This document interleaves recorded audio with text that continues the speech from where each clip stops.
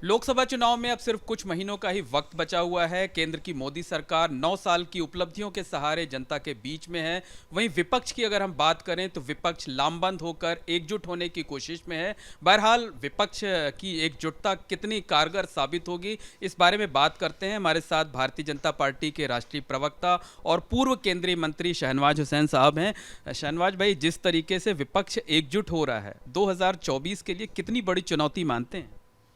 विपक्ष एकजुट नहीं हो रहा है, कुछ लोगों के ख्वाब एकजुट हो रहे हैं और ये ख्वाब अधूरे रहने वाले हैं।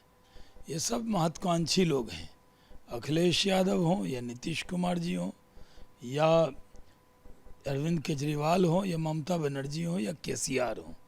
ये सब अपने अपने सूबे के सूबेदार हैं और सबके मन में मुंगेरी लाल के हसीन सपने पल रहे हैं। इन्हें लगता है हम इकट्ठे होके लड़ेंगे, लेकिन जनता इकट्ठी हो गई है मोदी जी के साथ। 2024 में फिर से मोदी जी सरकार बनाएंगे और 400 के पार जाएंगे। उत्तर प्रदेश में समाजवादी पार्टी का वही हाल होगा जो पिछले लोकसभा चुनाव में लालू यादव जी की पार्टी राष्ट्रीय जनता दल का हुआ, यानी वो ज़ीरो पे आउट हो गए थे। और 2014 में देखें तो नीतीश कुमार जी को 2 सीट आई थी और 19 में कांग्रेस को 1 सीट आई।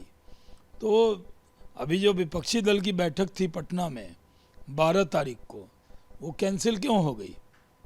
अगर ये बहुत आतुर थे बैठक के लिए, बड़ी प्लानिंग हो रही थी, क्योंकि कांग्रेस ने कर्नाटक जीतने के बाद नीतीश कुमार जी को भाव देना बंद कर दिया और कहा कि हम अपने रिप्रेजेंटेटिव भेज देंगे, क्योंकि कांग्रेस के पास ज़्यादा एमएलए की पार्टी है। वो अरविंद केजरीवाल भी ज़्यादा एमएलए की पार्टी,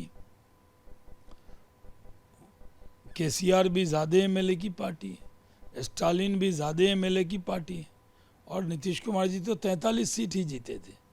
तो कौन बिहार जाएगा वहाँ नेतृत्व उनका मानने के लिए? तो बिहार में अभी पुल नहीं ढहा है, विपक्षी एकता भी ढह गई है। तो बहुत बड़ा समा बांधा जा रहा था कि बिहार में 12 जून को लोग इकट्ठे होंगे, वहाँ सरकार के ख़िलाफ़ लामबंद होंगे, लेकिन पूरी प्लानिंग धरी की धरी रह गई। अरविंद केजरीवाल अखिलेश यादव से मुलाकात करने जा रहे हैं, भगवंत मान भी साथ होंगे, तो क्या लगता है कि आम आदमी पार्टी और समाजवादी पार्टी साथ? आम आदमी पार्टी मुद्दों को डाइवर्ट कर रही है। दिल्ली में बहुत सारी परेशानियां हैं, भ्रष्टाचार के मसले पर उनके बहुत से नेता परेशान हैं, तो मुद्दों को डाइवर्ट कर रहे हैं और पॉलिटिकल टूरिज्म में लगे हुए हैं। पहले क्या क्या बोलते थे समाजवादी पार्टी के लिए अरविंद केजरीवाल, क्या वो अखिलेश यादव से उन विचारों के लिए माफ़ी मांगेंगे? क्या बोलते थे कांग्रेस के बारे में अरविंद केजरीवाल, क्या बोलते थे लालू यादव के बारे में अरविंद केजरीवाल? ये लोग की कथनी करनी अलग है, ये मिलने जुलने आ रहे हैं। आप लोगों के लिए 1-2 दिन की खबर बनेगी, बस, और कुछ नहीं होना है। लेकिन जिस तरीके से नीतीश कुमार, ममता बनर्जी, अरविंद केजरीवाल, अखिलेश यादव, राहुल गांधी, ये पूरा का पूरा विपक्ष एकजुट होता जा रहा है। अब बताइए, ममता बनर्जी अगर अखिलेश जी से समझौता करें तो अखिलेश यादव का कितना % वोट बढ़ा देंगे? यहाँ टीएमसी की कितनी शाखें उत्तर प्रदेश में, और अखिलेश यादव अगर समझौता करें ममता जी से तो बंगाल में जाकर कौन सा कमाल कर देंगे? या अरविंद केजरीवाल जाके केसीआर का क्या भला कर देंगे, या केसीआर आके दिल्ली का क्या भला कर देंगे?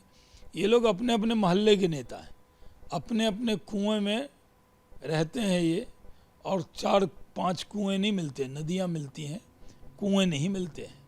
चलिए, आपकी बात अगर माने कि विपक्षी एकजुटता का कोई असर नहीं पड़ेगा, तो आप आज अमेठी जा रहे हैं, वो अमेठी जहां से राहुल गांधी सांसद होते थे, जिसे नेहरू गांधी परिवार की पैतृक सीट कही जाती है, मानी जाती है। हालांकि अब स्मृति ईरानी ने वहां से वो तिलिस्म तोड़ दिया है। किसी की पैतृक सीट लोकतंत्र में होती है क्या? इसी फूलपुर से इलाहाबाद सीट कही जाती है। आज देखिए, यहाँ से मैडम एमपी है।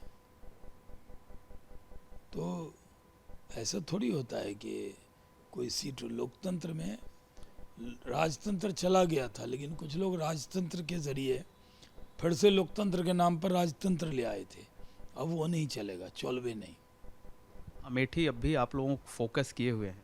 नहीं, हम तो 4 क्लस्टर हैं, जिसमें प्रयागराज है, फूलपुर है, प्रतापगढ़ है और अमेठी है। इन चारों सीट पर किसी न किसी एक नेता को आना था। मुझे इन चारों सीटों की जिम्मेदारी है। 9 साल जो हमारे गरीब कल्याण के मोदी जी के पूरे हुए हैं, उसको जनता के बीच में जाकर बताना है। प्रबुद्ध लोगों का सम्मेलन आज 2 हो गया, जमुना पार में और यहाँ प्रयागराज में, और कल 2 होगा प्रतापगढ़ में और अमेठी में, और फिर 6 दिन के लिए और आएंगे। प्रियंका गांधी कांग्रेस की राष्ट्रीय महासचिव हैं, उत्तर प्रदेश की प्रभारी हैं, लेकिन वो प्रभारी का पद छोड़ने जा रही हैं।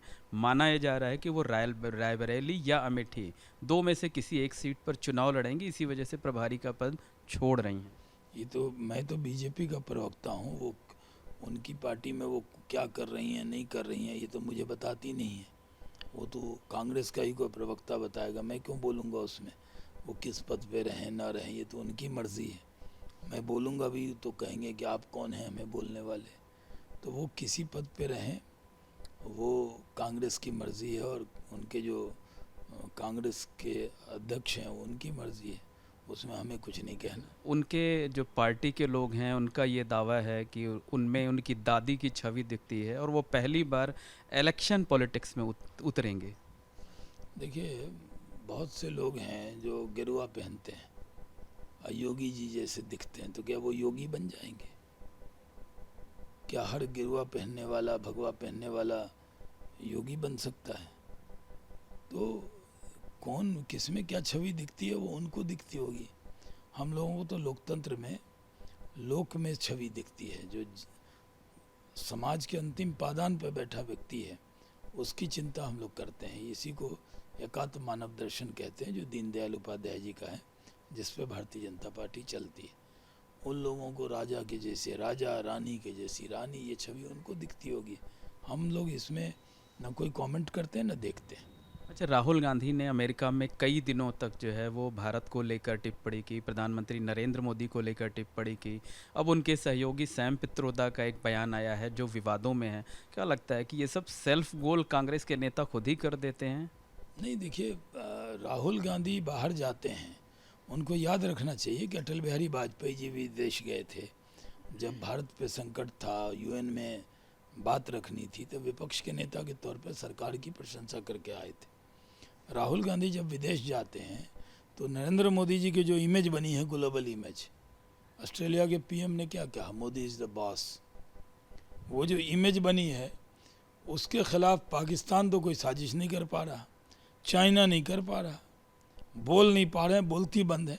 लेकिन राहुल गांधी जाते हैं तो कांग्रेस के बारे में नहीं बोलते हैं, वो जाकर भारत और भारत के प्रधानमंत्री की बुराई करते हैं कि भारत में बहुत दिक्कत है, माइनॉरिटीज़ को दबाया जा रहा है। क्या क्या माइनॉरिटीज़ की वो हालत है जो 80s में दलित की हालत थी। यानी खुद ही कबूल कर रहे हैं कि उनके राज में 80s में तो इंदिरा जी और राजीव गांधी जी की सरकार थी, उसमें वो मान रहे हैं कि दलितों की हालत अच्छी नहीं थी, और कह रहे हैं कि मुसलमानों की हालत वैसी है। आज दुनिया में सबसे सुरक्षित मुसलमान कहीं समझता है तो वो भारत में, और उसमें भी योगी जी के यहाँ। किसी को भी जो कायदे कानून पर चलेगा कोई मुसलमान, उस पर कोई उंगली नहीं उठा सकता है। लेकिन राहुल गांधी उदाहरण देते हैं कि केंद्र सरकार में एक भी अल्पसंख्यक मंत्री नहीं है, खासकर मुस्लिम तबके से कोई नहीं है। यानी क्या बीजेपी जो है, बीजेपी क्या नहीं चाहती मुसलमानों का वोट? अच्छा, 3 बार मैं मुस्लिम होके एमपी चुना गया था, तो जब मैं खड़ा हुआ सीटिंग एमपी के नाते, तो कांग्रेस पार्टी और जितनी पार्टियां, उनको तो उम्मीदवार ही नहीं देना चाहिए, क्योंकि मैं सिटिंग मुस्लिम एमपी था। तब वो उम्मीदवार क्यों देते हैं? और भारत के संविधान में कहाँ लिखा है कि धर्म के नाम पर कैबिनेट बनेगी? और मान लीजिए जो व्यक्ति उस धर्म का नहीं होगा, क्या उस समाज की चिंता? नारा तो आप लोग देते हैं ना, सबका साथ, सबका विश्वास, सबका विकास। हाँ, वो है ना नारा, सबका आम आदमी को बराबरी का अधिकार देंगे।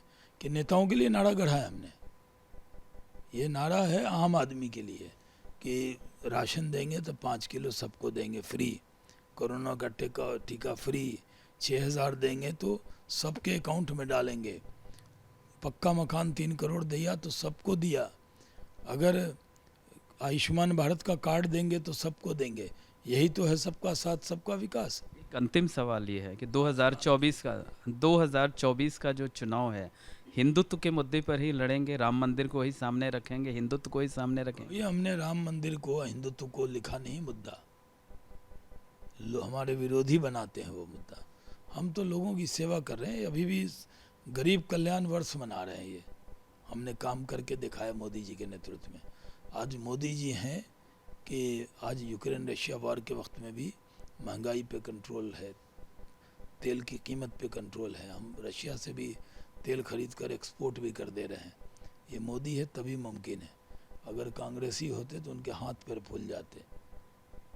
शुक्रिया। तो ये थे शहनवाज हुसैन साहब, जिन्होंने बेबाकी से अपनी बातचीत रखी और उन्होंने दावा किया कि विपक्ष की एकजुटता का कोई फर्क नहीं पड़ेगा और 2024 के चुनाव में भारतीय जनता पार्टी और बेहतर प्रदर्शन करेगी, 400 के करीब सीटें जीत सकती है। कैमरामैन अनुराग द्विवेदी के साथ मोहम्मद मोइन, एबीपी नेटवर्क, प्रयागराज।